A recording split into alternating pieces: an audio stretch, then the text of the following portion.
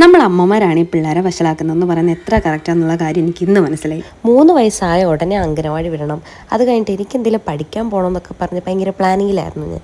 പക്ഷേ എനിക്കിപ്പോൾ അവനെ അംഗനവാടി വിട്ടതിന് ശേഷം ഞാൻ അവനെ കുറച്ചും അധികം മിസ്സ് ചെയ്യുന്നുണ്ട്. എനിക്കവനെ പെട്ടെന്ന് വിളിച്ചുകൊണ്ട് വരിക, അല്ലെങ്കിൽ നമ്മളെ വിളിക്കാൻ പോകുമ്പോൾ അവൻ്റെ കണ്ണിലൊരു തിളക്കമൊക്കെ വരും, കണ്ണൊക്കെ നിറഞ്ഞിട്ട് അതൊക്കെ കാണാൻ ഭയങ്കരമായിട്ട് എനിക്ക് ഇഷ്ടമാണ്. ഞാൻ അതുകൊണ്ട് തന്നെ എല്ലാ ദിവസവും നേരത്തെ വിളിക്കാൻ പോകും. ആദ്യം അംഗനവാടി ഇപ്പോൾ ഉത്സാഹമൊന്നും ഇപ്പോൾ ഇല്ല കേട്ടോ എന്ന് പറഞ്ഞിട്ട് അംഗനവാടിയിലും ഡേക്കലിലും ഒക്കെ നിൽക്കുന്ന ടീച്ചർമാരെയും ചേച്ചിമാരെയൊക്കെ നമ്മൾ ശരിക്കും സമ്മതിച്ചു കൊടുത്തേ പറ്റത്തുള്ളൂ.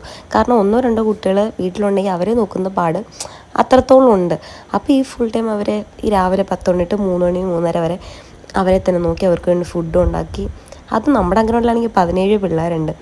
ഭയങ്കര ടാസ്ക് പിടിച്ച പരിപാടിയാണ്. കുറച്ച് നേരത്തെ വിളിക്കാൻ പോകുമ്പോൾ എനിക്ക് മനസ്സിലാവാറുണ്ട്. അങ്ങനെ വേദുവിൻ്റെ ബെസ്റ്റ് ഫ്രണ്ടിനെ വിളിക്കാനായിട്ട് പതിവിലും വിപരീതമായിട്ട് അവൻ്റെ അപ്പൂപ്പൻ വന്നപ്പോഴത്തേക്ക് വേണ്ട നീ പോകണ്ടെന്നൊക്കെ പറഞ്ഞ് അശ്വൻ കുറേ പറയുന്നുണ്ടായിരുന്നു. 3 മണി കഴിഞ്ഞ് വേദുവിനെ വിളിക്കാൻ പോകുന്ന ഞാൻ മിക്കവാറും വരാറുള്ളത് ഇച്ചിരി താമസിച്ചായിരിക്കും.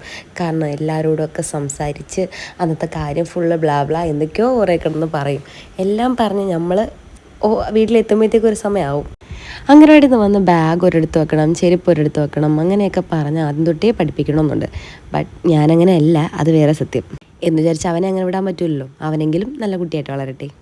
ചെരുപ്പൊക്കെ ആദ്യം നമ്മൾ ഊരി കൊടുക്കുന്നവരെ ആയിരുന്നെങ്കിലും ഇപ്പം തന്നെ ഊരി കഷ്ടപ്പെട്ടിട്ടുണ്ടെങ്കിൽ തന്നെ ഊരിയിട്ടങ്ങ് വെക്കും. എന്നിട്ട് ബാഗൊക്കെ വെക്കത്തില്ല എവിടെയും, അടുത്താരോ നിൽക്കുന്നവരിൽ കൊടുക്കും. വന്നു കഴിഞ്ഞാൽ കുളിക്കാനൊക്കെ ഭയങ്കര ഉത്സാഹമാണ്. അതുകൊണ്ട് അതിനൊന്നും വലിയ ബുദ്ധിമുട്ടില്ല. വെള്ളത്തിൽ കളിക്കുക എന്നുള്ളതാണല്ലോ അവരുടെ പരിപാടി. അംഗൻവാടി പോയി ഒരാഴ്ച ആയോളെന്നുണ്ടെങ്കിലും ഇപ്പം പറയുന്നത് ഞാൻ തന്നെ കഴിച്ചോളാം, ഞാൻ തന്നെ കുളിച്ചോളാം എന്നൊക്കെയാണ്. ഇന്ന് വന്നപ്പോൾ ഒരു ഐറ്റം പറയുന്നുണ്ടായിരുന്നു, ഞാൻ കേൾപ്പിച്ചു തരാവേ.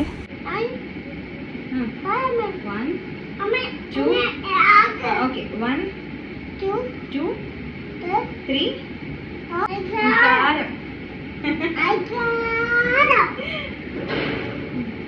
Okay.